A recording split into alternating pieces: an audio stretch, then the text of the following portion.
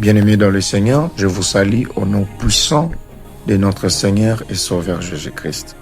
C'est avec une grande joie que nous vous retrouvons pour cette série de dévotions matinales que nous allons développer autour de ce thème profond et inspirant. Les cieux sont le ciel de l'Éternel, mais il a donné la terre au Fils de l'homme, tiré de Psaume 115:16. À travers ces enseignements, nous voulons comprendre par son introduction pourquoi l'auteur du Psaume 115:16 se permet de déclarer une vérité établie avec un ton clairement affirmatif et déclaratif. Et par son développement, nous verrons avec vous qui est l'Éternel dont le ciel appartient et pourquoi il donne la terre à l'homme. Ce message vous est apporté par votre humble frère et serviteur dans le Seigneur Jean-Jovenal Moussanga, berger du ministère Réveil dans la prière. Que le Seigneur vous bénisse et vous dispose à recevoir sa parole. Amen. Alors, comme nous venons de l'annoncer, nous allons entrer directement au vif du sujet de ce matin. Commencer par faire la lecture de la parole de Dieu. Nous ne lirons pas l'ensemble du psaume 115, mais nous allons lire quelques versets et nous vous demanderons de le faire à la maison à chaque moment. Lisez ces psaumes parce que nous allons tourner tout autour de ces psaumes pendant notre temps d'enseignement. Alors, je vais lire le psaume 115, je lis les 4 premiers versets. Non pas à nous l'Éternel, non pas à nous, mais à ton nom donne gloire, à cause de ta bonté, à cause de ta fidélité. Pourquoi les nations diraient-elles, où donc est leur Dieu? Notre Dieu est au ciel, il fait tout ce qu'il veut. Leurs idoles sont de l'argent et de l'or, elles sont l'ouvrage de la main des hommes. Les cieux sont les cieux de l'Éternel, mais il a donné la terre au Fils de l'homme. Alors, j'ai sauté directement et je suis allé au verset 16 qui est le verset primordial, ou soit qui est le verset où est tiré notre thème ou notre thématique sur laquelle nous allons aborder autour de cet enseignement. Alors, nous voulons déjà savoir en amont, je voulais ouvrir une parenthèse avant d'entrer d'abord dans le développement de ce texte pour dire une chose, que le psaume 115 fait partie du petit Hallel, du psaume 113 et le psaume 118. Et bien sûr, lorsque je parle du petit Hallel, il y a aussi le grand Hallel qui est le psaume 136. Alors, quelqu'un se pose la question, celle de savoir, mais c'est quoi ces grands Hallel ou soit, bref, c'est quoi les Hallel? Alors, le mot Hallel vient de l'hébreu Allelou, qui signifie louer, célébrer, exalter. C'est le mot que nous retrouvons dans Alléluia, ce qui est égal à louer l'Éternel. Alors, dans la Bible, lorsqu'on parle de Hallel, ou soit Hallel désigne un ensemble de psaumes de louanges chantées en communauté lors de grandes fêtes juives, notamment la Pâque, la fête du tabernacle, pour célébrer la délivrance, ou soit le délivrance de l'Éternel, la fidélité que l'Éternel a manifestée à Israël. Et ces psaumes sont aussi utilisés également pour affirmer la suprématie de l'Éternel face aux idoles. Donc c'est un psaume confessionnel et proclamatoire. Alors, autour de ces psaumes, nous pouvons directement comprendre que l'auteur est en train de chanter et il est en train de proclamer et de confesser ce que l'Éternel est. Et c'est autour de cela que nous allons maintenant tirer la compréhension pour comprendre de quoi il s'agit. Pourquoi l'auteur se permet d'aller confirmer dans ce verset 16 que le ciel est le ciel de l'Éternel et la terre il a donné au Fils de l'homme. Bien-aimés dans le Seigneur, le psaume 115, historiquement, il est écrit dans un contexte de moquerie qu'Israël subissait face à d'autres nations après l'exil en Babylonien. L'auteur répond aux moqueries des nations en confessant la foi à l'Éternel. Et quelles sont ces moqueries? Pourquoi les nations diraient-elles où donc est leur Dieu? Bien-aimés dans le Seigneur, lorsque Israël est rentré de l'exil, Israël était dans une position de faiblesse. Israël avait perdu pratiquement même tout ce qu'ils avaient. Israël il avait perdu même sa position ou soit son statut de puissance. Parce qu'Israël était une nation puissante. Et lorsqu'ils sont partis en exil, puisqu'ils étaient séparés depuis, ils ont perdu plusieurs choses. Et lorsqu'ils sont rentrés dans cet état-là, où le temple a été détruit, reconstruit, le peuple qui les entourait se sont mis à se moquer d'eux. Ils se moquent d'Israël en leur posant même la question, où est donc votre Dieu, le Dieu dont vous servez? Et c'est ainsi, dans le verset 3 que nous avions lu, l'auteur est en train de répondre en disant, notre Dieu est au ciel. Il fait tout ce qu'il veut. Et comparativement à cette question, vous allez comprendre une chose ici, c'est que le peuple qui entourait Israël, c'était le peuple idolâtre. Ce peuple avait de dieux qui étaient de représentation. C'est-à-dire, je donne juste un exemple, il pouvait avoir une bouteille et il priait cette bouteille-là. C'est juste un exemple que je suis en train de donner. À l'instar de ce que nous sommes en train de voir aujourd'hui, où nous connaissons plusieurs religions dans le monde qui sont des idolâtres, notamment en Inde, où nous voyons les gens qui adorent des statues. C'est pratiquement le type de nation qui entourait Israël. Et du fait que ces nations avaient leur Dieu tout autour d'eux, pensant que Israël revenant de l'exil était abandonné par Dieu. Or non, Dieu ne les avait pas abandonnés. C'est ainsi que l'auteur est en train de proclamer pour les ramener à comprendre que notre Dieu est au ciel et il fait tout ce qu'il veut. Et dans le verset 4, il leur dit, leurs idoles sont de l'argent et de l'or. Elles sont l'ouvrage de la main des hommes. Il est en train de leur montrer que vous avez de dieux qui sont autour de vous, de dieux qui sont autour de vous par le fait que vous les voyez. Ça, je suis en train de commenter, bien sûr. Par le fait que vous vivez avec eux, par le fait que vous les façonnez même par vous-même. Et lorsque vous êtes en train de vous moquer de nous, ça c'est moi simplement qui est en train de commenter, parce que lorsque vous lisez le verset 4, il dit, leurs idoles sont de l'argent et de l'or. Elles sont l'ouvrage de la main des hommes. Elles ont une bouche et ne parlent point. Elles ont des yeux et ne voient point. Elles ont des oreilles et n'entendent point. Elles ont un nez et ne sentent point. Elles ont des mains et ne touchent point. De pieds et ne marchent point. Elles ne produisent aucun son dans l'air gosier. Mais j'aime lorsqu'il arrive dans le verset 9, il dit, Israël, confie-toi à l'Éternel. Il est le secours et le bouclier. Ici, vous pouvez directement comprendre que Israël était très conscient et il connaissait qui était leur Dieu. Il savait qui était leur Dieu.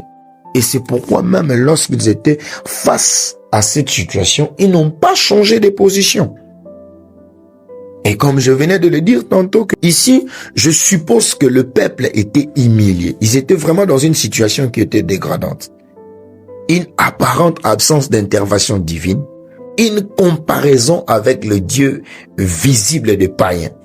Tout autour d'eux. Je venais même de le dire tantôt. Lorsque je lisais la parole, vous avez même entendu cela. Après l'exil, Israël n'était plus une puissance. Le temple est détruit puis reconstruit. Le peuple vivait sous la domination de peuples étrangers, le Perse. Et donc, ces nations pensent que l'Éternel a échoué, mais le peuple confesse que Dieu règne dans les cieux, mais la terre est confiée aux hommes. Israël est faible politiquement, entouré des nations idolâtres qui se moquent. Où est leur Dieu? Mais l'auteur répond par ce chant en cette question au verset 3. C'est notre Dieu est au ciel. Il fait tout ce qu'il veut. Il va même plus loin pour démontrer que les idoles et l'argent, comme je venais de le dire, et l'or sont l'ouvrage de main des hommes. Bien-aimés dans le Seigneur, il se peut que vous puissiez être en train de traverser la même situation comme Israël, où vous arrivez dans une phase de votre vie où tout autour de vous, il n'y a que des moqueries, il n'y a que des railleries, il n'y a que des choses qui ont comme objectif de vous amener à l'humiliation, à vous nuire. Mais ce que j'aime, c'est la position que Israël garde. Malgré tout ce que Israël a subi, Israël n'a pas changé de position.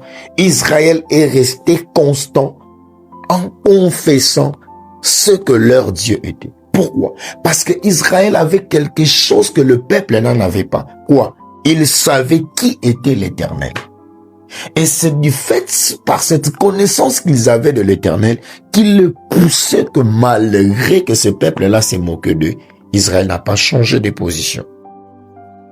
Et j'aime la suite. Il exhorte Israël à se confier à l'Éternel, car il est leur secours et leur bouclier. Et malgré qu'ils sont dans une situation défavorable, ils se méritent de l'espoir que l'Éternel se souviendra d'eux et il le bénira, voire même leur descendance. Waouh, quelle foi authentique d'arriver à croire et de proclamer de cette façon. Vous savez, une chose est vraie, le problème avec nous chrétiens, c'est que lorsque nous sommes face à une situation, ou soit lorsque nous sommes face à un problème, une maladie, ça peut être même une brève, ou soit voire même une situation qui nous complique, très souvent nous oublions ce que Dieu nous avait dit. Et moi j'aime toujours dire que il n'y a rien de ce qui peut nous arriver sans au préalable que le Seigneur nous ait préparé. Le Seigneur nous parle, il nous annonce toujours, il nous dit toujours et il nous prépare toujours de ce qui doit nous arriver. Le problème est que nous sommes distraits. C'est pourquoi lorsque nous sommes face à une situation qui est difficile, on a tendance à chavirer, on a tendance à perdre la foi, on a tendance à se lamenter, alors que Dieu avait déjà dit. Et au modèle de ce que Christ va même dire à la sœur de Lazare, ne t'ai-je pas dit que si tu crois, tu verras la gloire de Dieu. C'est-à-dire par ce qui arrive, il y a déjà quelque chose que je t'avais dit bien avant cela. Il y a déjà une parole que je t'avais annoncée qui devait anticiper ce qui t'arrive.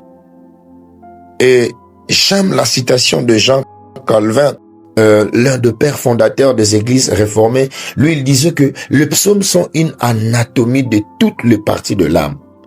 Ici, c'est l'âme qui confesse l'ordre divin du ciel et de la terre. Nous pouvons, lorsque nous sommes en train de chanter ces psaumes 115, nous pouvons voir que c'est quelque chose qui vient du plus profond. Donc, nous disons que l'auteur se permet de déclarer une vérité établie avec un ton clairement affirmatif et déclaratif. Pourquoi? Donc, cet auteur se permet ainsi. Nous dirons que l'auteur de Psaume 115 parle avec un ton affirmatif parce qu'il proclame une vérité déjà révélée par Dieu, confessée dans la louange, inspirée par l'Esprit et destinée à former la foi du peuple face à l'idolâtrie. Et l'auteur n'invente rien ici. Il se rappelle simplement d'une vérité dès la Genèse. C'est pourquoi j'étais en train de le dire en un mot ici que Dieu ne nous fait jamais précéder un événement sans au préalable que celui-ci puisse déjà en un mot nous annoncer ou soit nous préparer. Et Genèse chapitre 1, le verset 28 est en train de dire ceci, si vous me permettez de le lire très rapidement. 26, puis Dieu dit, faisons l'homme à notre image, selon notre ressemblance, et qu'il domine sur le poisson de la mer, sur les oiseaux du ciel, sur le bétail, sur toute la terre, et sur tous les reptiles qui rampent sur la terre. 27, Dieu créa l'homme à son image, il le créa à l'image de Dieu, il créa l'homme et la femme. 28, Dieu le bénit et Dieu leur dit, soyez féconds, multipliez, remplissez la terre et la sujétisez, et dominez sur les poissons de la mer, sur les oiseaux du ciel et sur tout animal qui se meut sur la terre. Et Genèse 2,15 dit, l'Éternel Dieu prit l'homme et le plaça dans les jardins pour le cultiver et le garder. Donc l'auteur déclare parce que Dieu avait déjà parlé. Bien-aimé, l'auteur est en train simplement de chanter ou de confesser tout en se référant de ce que Dieu avait déjà fait dans le passé. Donc, l'auteur, le peuple ici n'est pas en train de se figer sur ce que on est en train de lui faire subir, mais il est en train de regarder ce que Dieu lui avait dit. Et il affirme que le ciel est le ciel de l'Éternel et la terre, il a donné au Fils de l'homme. Chers frères et sœurs, au modèle d'Israël qui confesse sa foi en servant de ce qui a été écrit à l'égard des moqueries provenant de la vie, à l'égard de tout ce que vous pouvez subir en famille, à l'égard de tout combat que vous pouvez avoir au niveau du travail, au manque des enfants et à tout ce que vous avez comme difficulté en ce fin d'année. Le savez-vous qu'il est écrit quelque part dans la parole de Dieu une solution par rapport à ce que vous êtes en train de chercher? Est-ce que vous le savez? En lieu et place de vous mettre moquerie dans le plaire, cherchez plutôt ce que Dieu a écrit. Mettez-vous à confesser, mettez-vous à prier Dieu. Et moi, je me rassure fortement que le Seigneur se souviendra de vous. Alors, je vais prier avec vous avant de clôturer pour cette introduction. Seigneur, bénis toute personne qui prête son oreille pour t'écouter maintenant. Bénis-les et laisse qu'au moyen de la foi placée sur ta parole faite chair qui est ton Fils Jésus-Christ, qu'une personne sorte de cette situation difficile au nom de Jésus. Et que cette situation l'apporte la paix. Que le Seigneur vous bénisse. N'oubliez surtout pas de vous abonner et de partager notre première partie et surtout d'allumer aussi la cloche des notifications pour ne rien rater pour la suite. Paix et grâce, que le Seigneur vous bénisse.